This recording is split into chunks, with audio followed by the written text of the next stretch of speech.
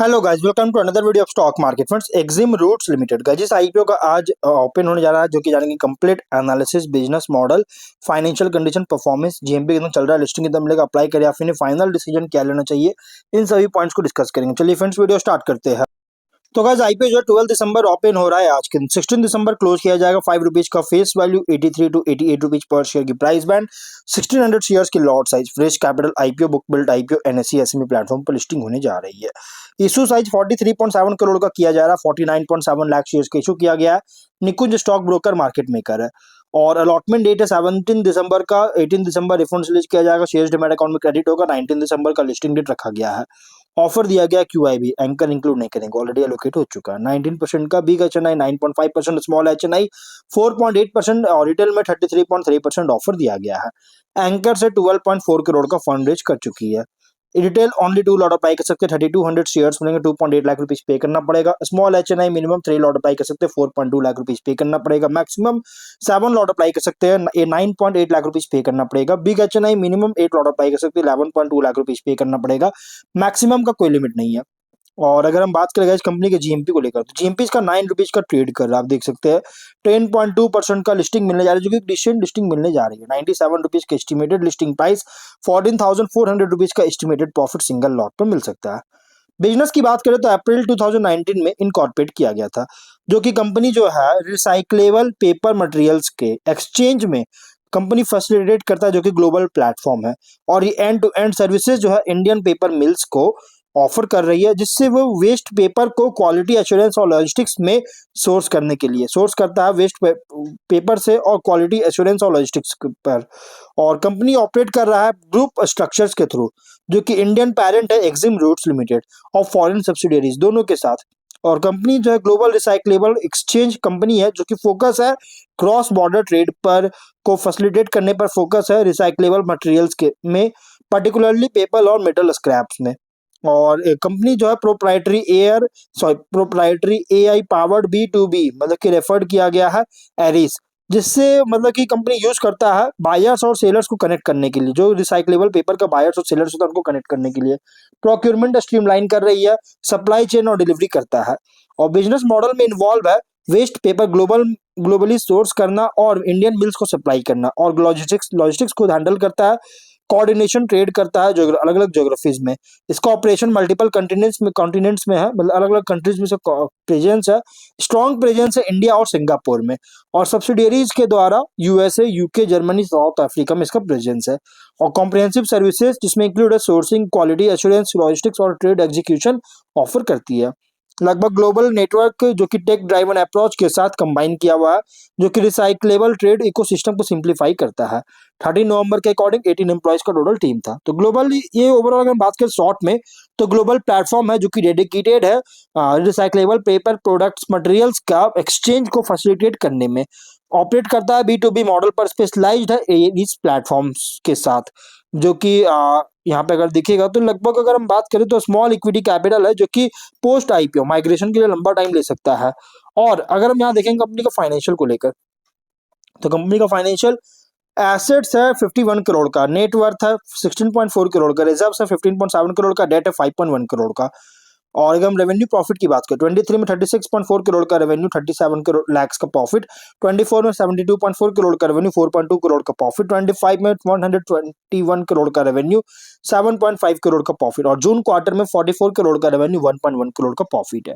तो फाइनेंशियल अगर देखा जाए तो कंपनी का फर्स्ट देखिए 23 से 25 तक टॉप एंड बॉटम में स्ट्रॉन्ग बूस्ट देखने को मिला। लगभग 25 में 67% रेवेन्यू इंक्रीज किया, 80% प्रॉफिट इंक्रीज किया।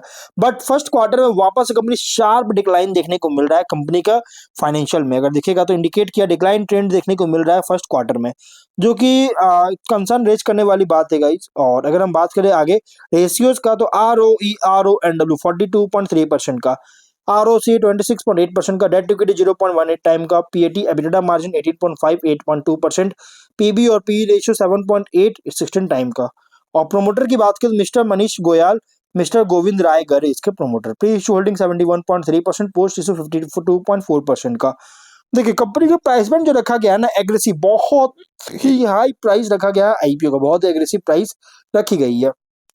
ऑब्जेक्टिव क्या है, तो गाइस कंपनी डेवलपमेंट और मेंटेनेंस मतलब एडिस प्लेटफॉर्म का डेवलपमेंट मेंटेनेंस में एक्सपेंस करना चाहता है, वर्किंग कैपिटल के लिए एक्सपेंस करना चाहता है जिससे फंड बिजनेस ग्रोथ को फंड करेगा। ऑफिस स्पेस में इन्वेस्टमेंट करके नए न्यू हायर्स को एकोमोडेट करना चाहती है, जनरल कॉर्पोरेट पर्पस के लिए फंडिंग जाती है, जिसके लिए आईपीओ लेकर आया है। अब हम लोग बात करते हैं इस कंपनी के स्वॉट को लेकर। तो कंपनी का जो स्वॉट है, देखिए जीएमपी मैंने आपको ऑलरेडी बताया, स्वॉट में अगर देखिएगा तो स्ट्रेंथ जो है ग्लोबल रिसाइक्लेबल एक्सचेंज कंपनी है जो कि सोर्स सप्लाई करता है रिसाइकल पेपर ग्रेड्स का, व्हाइट ब्राउन और मैकेनिकल इंडियन पेपर मिल्स को, और ग्लोबल सप्लायर रिलेशनशिप है मल्टीपल कंट्रीज में। और प्रोप्राइटरी प्लेटफॉर्म एरिस का यूज करता है, जो कि एरिस हो गया एक्सिम रूट इंटेलिजेंस सिस्टम्स, जिससे offer matching market intelligence, customer enablement, logistics integration को मैनेज करने में हेल्प करता है, जिसमें technology plus commodity supply chain दोनों का कॉम्बिनेशन है, और जिससे ऑपरेशनल एज और ट्रांसपेरेंसी प्रोवाइड करती है।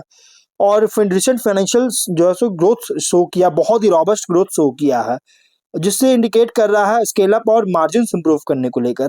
कंपनी का लो डेट इक्विटी रेशियो है जो कि 0.2 टाइम्स से भी लोअर है आईपीओ डेटा के अकॉर्डिंग, और रिजनेबल रिटर्न मैट्रिक्स भी है आरओई आरओसीई, जो कि फाइनेंशियल स्टेबिलिटी और इफिशिएंट कैपिटल यूटिलाइजेशन सजेस्ट करता है।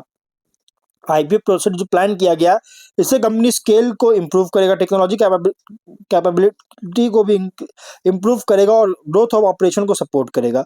लेकिन वीकनेस भी है, एक्सिम रूट्स जो है ये रिलेटिवली स्मॉल है अगर लार्ज ग्लोबल कमोडिटी ट्रेडिंग और रिसाइकलिंग फर्म से कंपेयर करें, इसलिए बार्गेनिंग पावर, ग्लोबल रीच और बफर जो है वोलेटाइल कमोडिटी साइकिल्स के अगेंस्ट बफर जो होगा इसमें लिमिट कर सकता है।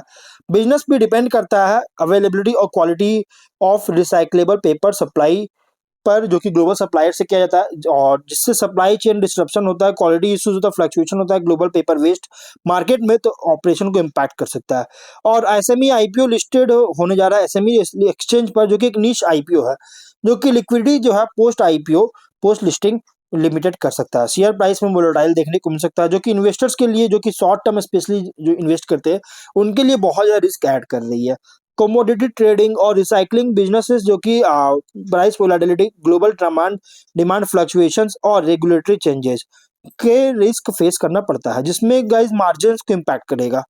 और मिनिमम इन्वेस्टमेंट रिक्वायरमेंट होगा बहुत ही हाई, 3200 शेयर्स आपको मिलेंगे, 2.8 लाख रुपए इन्वेस्ट करना पड़ेगा, जो कि स्मॉल रिटेल इन्वेस्टर को रेटर कर सकती है। अपॉर्चुनिटीज में गाइस रिसाइकल पेपर का जो डिमांड है इंडिया ग्लोबल मार्केट में बहुत तेजी से इंक्रीज हो रहा है डिमांड, और सस्टेनेबिलिटी और रिसाइकलिंग अवेयरनेस इंक्रीज हो रहा है, जिससे रिसाइकल रॉ मटेरियल जो है डिमांड इसके लिए ग्रो करेगा, और इससे एक्सिम रूट्स जैसी कंपनीज को बेनिफिट मिल रही है। Technology enable supply chain B to B recyclable exchange platforms, जो कि रिलेटिवली रेयर होता है, जो कि एक्सिम का एरिस प्लेटफॉर्म पहले से प्रोवाइड कर रहा है, जिसे बहुत और भी ज्यादा पेपर मिल्स को अट्रैक्ट करेगा, जिससे उनके ट्रांसपोर्ट सोर्सिंग और लॉजिस्टिक्स को देता है जो मांग करते हैं। कॉम्पिटिटिव एडवांटेज कंपनी दे रही है। एसएमई जो है कि फ्रेश कैपिटल इन्फ्यूजन किया जा रहा है आईपीओ में से, एसएमई के साथ लिस्टिंग हो रही है, तो इसलिए गाइस इसका ऑपरेशंस को स्केल करेगा, सप्लायर एक्सपैंड होगा, बायर बेस जो है अलग अलग कंट्रीज में और ज्यादा एक्सपैंड करेगा, जिससे शायद रिसाइकलेबल मटेरियल्स के जो बास्केट है उसको ब्रॉडन करेगा और ज्यादा फैलाएगा, एक्सपैंड करेगा। पोटेंशियली बनना चाहता है लार्जर रिसाइकलिंग कमोडिटी एग्रीगेटर, और जो ग्रोइंग रेगुलेटरी और कंज्यूमर प्रेफरेंस जो प्रेशर जो है सस्टेनेबिलिटी और रिसाइकलिंग के ऊपर पैकेजिंग, प्रिंटिंग, पब्लिशिंग और पेपर यूज में, तो इससे गाइस की रिसाइकल्ड पेपर का जो मांग है फ्रॉम उन कंपनीज को, उसके ग्रोथ के डिमांड ग्रोथ को जो ड्राइव करेगा। और अगर एक्सिम रूट्स इसके स्केल सप्लाई चेन इंटीग्रेशन को इम्प्रूव करता है, तो और भी इंस्टीट्यूशनल क्लाइंट्स को टाई अप्स जो कि लार्ज पेपर मिल्स के साथ अट्रैक्ट कर सकता है, जिससे एक stable bulk order volume based profitability दे सकती है। और थ्रेट अगर देखिएगा तो global recycling and waste paper market जो है सिक्लिकल और वोलेटाइल है, जो फ्लक्चुएशन अगर होता है तो गाइस वॉल्यूम और प्राइसिंग को अफेक्ट कर सकता है। कंपटीशन लार्ज कमोडिटी ट्रेडर से, ग्लोबल रिसाइकलर से और नए इंट्रेंड से बहुत ज्यादा है, जो कि टेक्नोलॉजी और लो कॉस्ट सप्लाई नेटवर्क का यूज करते हैं, जिससे बहुत ज्यादा है कंपटीशन, जिससे मार्जिन और मार्केट शेयर को इरोड कर सकता है। Environmental regulations, waste management laws और एक्सपोर्ट इंपोर्ट रूल्स और चेंजेस अगर होता है रिसाइकलिंग नॉर्म्स में, तो कॉम्प्लायंस कॉस्ट लिमिट ऑपरेशन कर सकता है। और डिपेंडेंस जो है कमोडिटी प्राइस और डिमांड साइकिल्स पर है, जिससे रिसाइकल पेपर के लिए डिमांड रिड्यूस हो सकता है। स्मॉलर कंपनी और एसएमई लिस्टेड फर्म होने के कारण एक्सटर्नल शॉक्स भी हो सकता है, जैसे आउटसाइज्ड अगर होता है तो कंपेयर करें तो इम्पैक्ट कर सकता है लार्ज डाइवर्सिफाइड फर्म से, अगर आउटसाइज होता है तो। पीयर्स कंपैरिजन, वैसे कोई ऑब्वियस लिस्टेड पीयर्स नहीं, मतलब कोई भी ऐसा कोई लिस्टेड कंपनी नहीं है जो किससे कंपेयर कर सके। Recyclable papers exchange plus technology enable sourcing plus global supply chain, waste paper recycling के जो जो काम कर रहा है एसएमई लार्ज फॉर्मेट के अंडर आईपी डॉक्यूमेंट के अकॉर्डिंग। कोई भी इसका ऐसे लिस्टेड कंपनी नहीं है, तो एक नीच प्लेस में जैसा कोई लिस्टेड हो रहा है, फर्स्ट कंपनी लिस्टेड हो रहा है और कंपेयर कर large recyclers community trading houses से, तो ये एक निम्बल है, बहुत छोटी है, टेक्नोलॉजी ड्राइवन, जो कि पॉसिबली है कि बैलेंस शीट को जो कि लो डेट होने के कारण क्लीन कर सकता है, जिससे एक एडवांटेज मिल सकता है अगर स्केल और क्वालिटी को मेंटेन करता है। तो बिजनेस मॉडल जो है ना, ये inter commodity sourcing B to B supply chain और इंटीग्रेशन टेक प्लेटफॉर्म पर इंटीग्रेशन है, मतलब कि इंटरसेक्शन है, और जिसके कारण एक न्यू हाइब्रिड मॉडल होने के कारण इसका सक्सीड हो सकता है अगर रिसाइकलिंग डिमांड रेगुलेटरी टेलमेंट सस्टेनेबिलिटी ग्रो करता है। इसके साथ अगर ग्रो करती है तो इसके लिए ग्रो करना पड़ेगा। और इन्वेस्टर्स के लिए आईपीओ जो है रिप्रेजेंट करता है high risk potentially high reward SME sector investment, जो कि सक्सेस भी हेवीली रिलाई करता है ग्लोबल सप्लाई डिमांड पर रिसाइकल पेपर के लिए, ग्लोबल माइक्रो कंडीशंस के लिए, और एग्जीक्यूशन जो है सप्लाई चेन टेक्नोलॉजी प्लेटफॉर्म पर, और इसके वोलेटिलिटी को जो वोलाटिलिटी होने के बाद भी स्केल को एबिलिटी कर सकता है। तो इसलिए इसकी आईपीओ तो है, अगर आप रिस्क लेना चाहते हो तो कंसीडर कर सकते हैं, अदरवाइज आप इसको इग्नोर कर सकते हैं। बाकी फाइनल डिसीजन अपने रिस्क पर लीजिएगा। तो मिलते हैं नेक्स्ट वीडियो में, टिल देन बाय बाय।